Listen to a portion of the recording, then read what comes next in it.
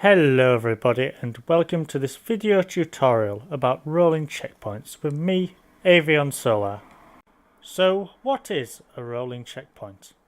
A rolling checkpoint is a checkpoint constructed of vehicles so it can quickly be deployed anywhere on the island of Altis in an effort to control the flow of contraband. To operate a rolling checkpoint you must have an inspector or above from RPU to command it, at least 5 other officers who between them have at least 4 SUVs and 1 van. You also require road cones and if PCSOs are present, an RTO. It is also recommended that you have a Hellcat or Hummingbird in the air to support you, sports hatchbacks to pursue evading vehicles, and assistance from the Highways Agency. In this image we can see an aerial view of the rolling checkpoint once it has been set up.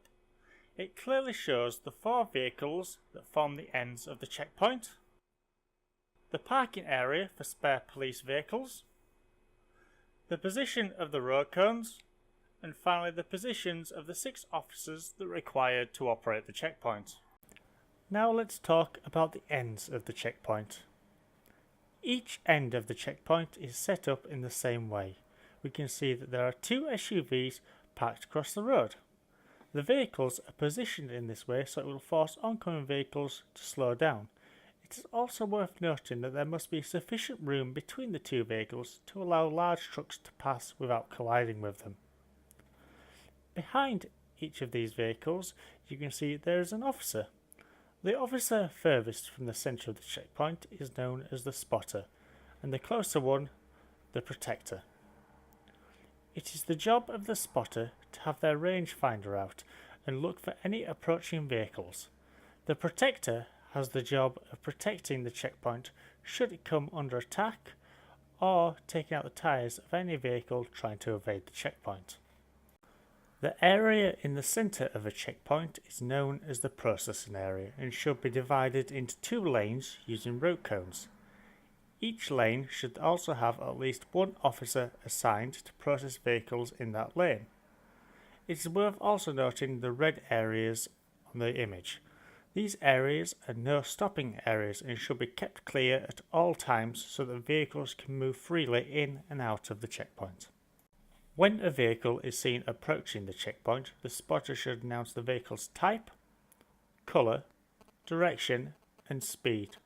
They should then be stopped before the first car in the checkpoint and the spotter walk up to the driver's side and inform them that this is a police checkpoint. If it is safe to do so, the spotter should then direct them to enter the checkpoint in the right hand lane and pull up next to the officer that is going to process them. It is then the job of the processing officer to search the vehicle and its occupants for any contraband.